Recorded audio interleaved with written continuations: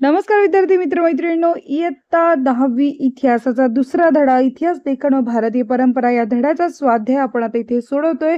नवीन असाल चॅनलला तर चॅनलला सबस्क्राईब करा आणि असा सपोर्ट करत राहा. माझं नाव आहे सपना टीचर. मी आहे पुणे जिल्ह्यातील तळेगाव दाभाडे येथून. तुम्ही कुठून हा व्हिडिओ बघताय मला नक्की कळवाल. प्रश्न आहे, दिलेल्या पर्यायांपैकी योग्य पर्याय निवडून विधाने पुन्हा लिहा. तर एक क्रमांकाचा प्रश्न आहे, भारतीय पुरातत्व सर्वेक्षण खात्याचे पहिले सरसंचालक पर्याय आहेत Alexander Cunningham, William Jones, John Marshall, Frederick Max Muller. तर उत्तर आहे अलेक्झांडर कनिंगहॅम हे होते. प्रश्न 2, हितोपदेश या संस्कृत ग्रंथाचा जर्मन भाषेमध्ये अनुवाद James Mill, Frederick Max Muller, Mount Stuart Elphinstone, John Marshall तर फ्रेडरिक मॅक्स म्युलर यांनी केला.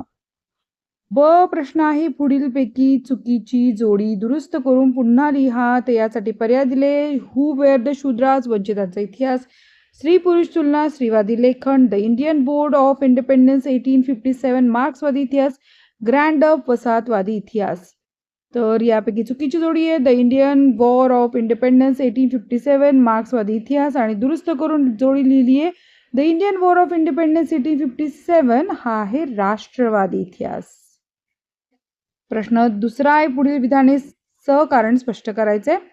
प्रादेशिक इतिहास लेखनाला चालना मिळाली. याचं उत्तर आहे, मुद्देसूद उत्तर लिहायचे. पहिला मुद्दा, इंग्रजी शिक्षण पद्धतीमध्ये शिकून तयार झालेल्या भारतीय इतिहासकारांच्या लेखनामध्ये आत्मजाणीवेमुळे राष्ट्रवादी इतिहास लेखनास सुरुवात झाली. दुसरा मुद्दा आहे, राष्ट्रवादी इतिहास लेखनाच्या प्रभावामुळे प्रादेशिक इतिहास लेखनाला चालना मिळाली.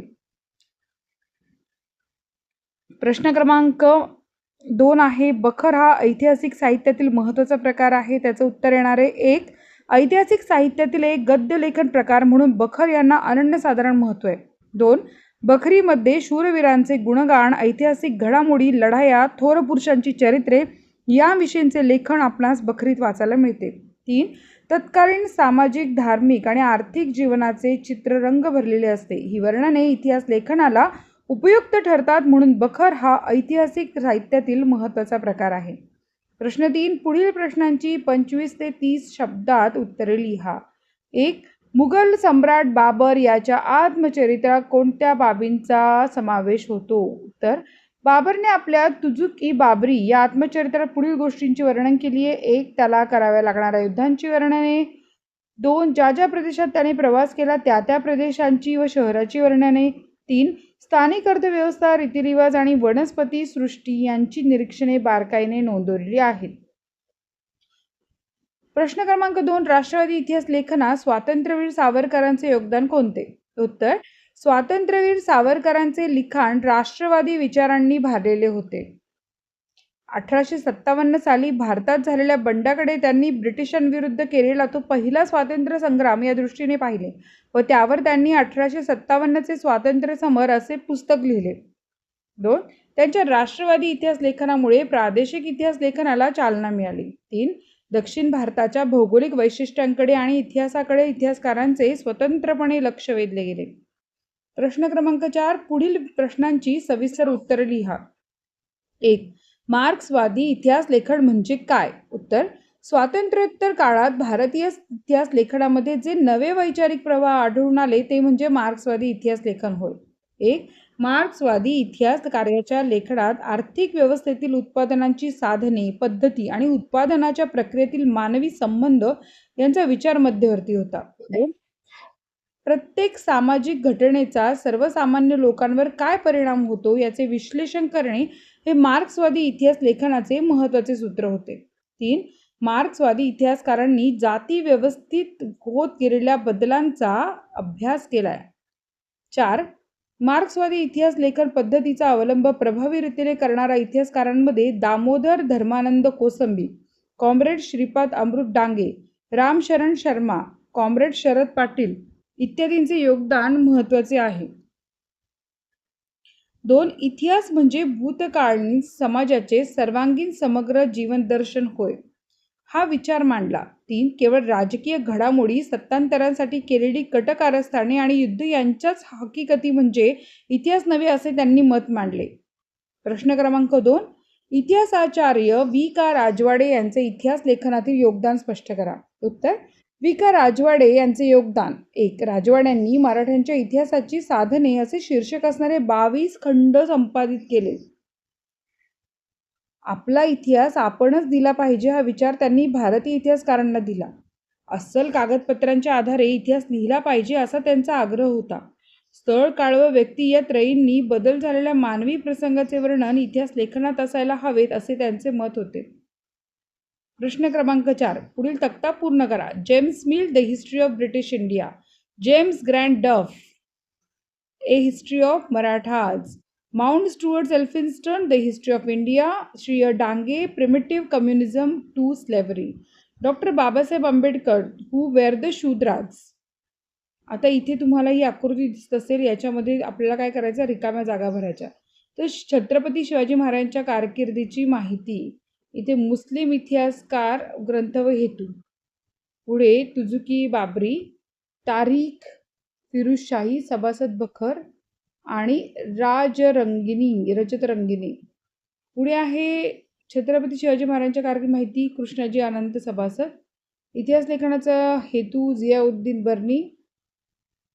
बाबरला कराव्या लागलेल्या युद्धांची वर्णने, बाबर. आणि काश्मीरचा इतिहास, कलन. प्रश्न 6. पुढील संकल्पना स्पष्ट करा.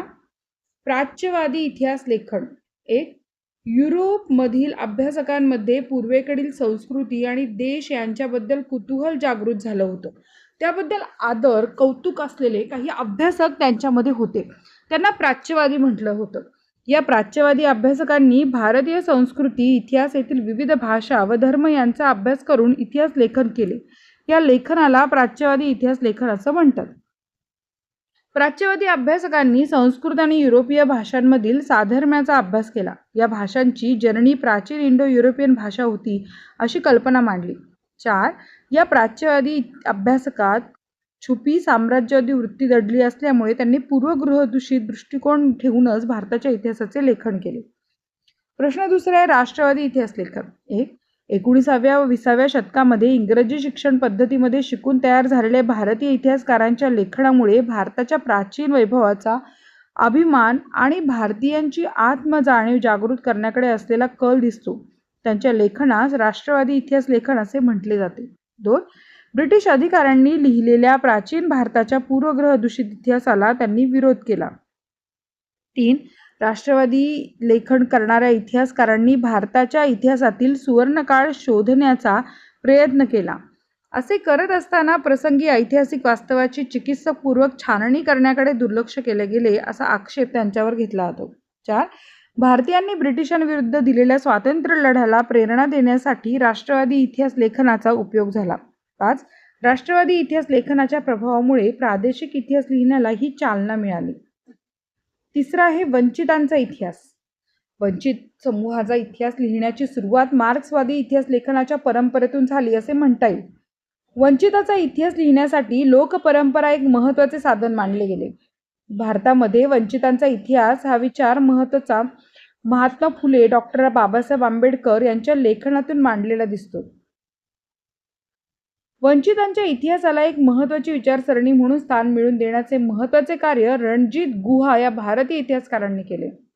5वा मुद्दा आहे इतिहास लेखनाची सुरुवात समाजाच्या तळाशी असलेल्या सर्वसामान्य लोकांच्या स्तरापासून करायला पाहिजे ही कल्पना मांडण्यामध्ये अँटोनियो ग्रामची या इटालियन तत्त्वज्ञानाचे स्थान महत्त्वाचे आहे. तर विद्यार्थी मित्रमैत्रिणींनो, इथेच आपला हा स्वाध्याय संपला. पण प्रत्येक प्रश्नाचं उत्तर इथे दिलेलं आहे. तुम्हाला व्हिडिओ आवडला असेल तर लाईक करा, चॅनलला सबस्क्राईब करा. धन्यवाद.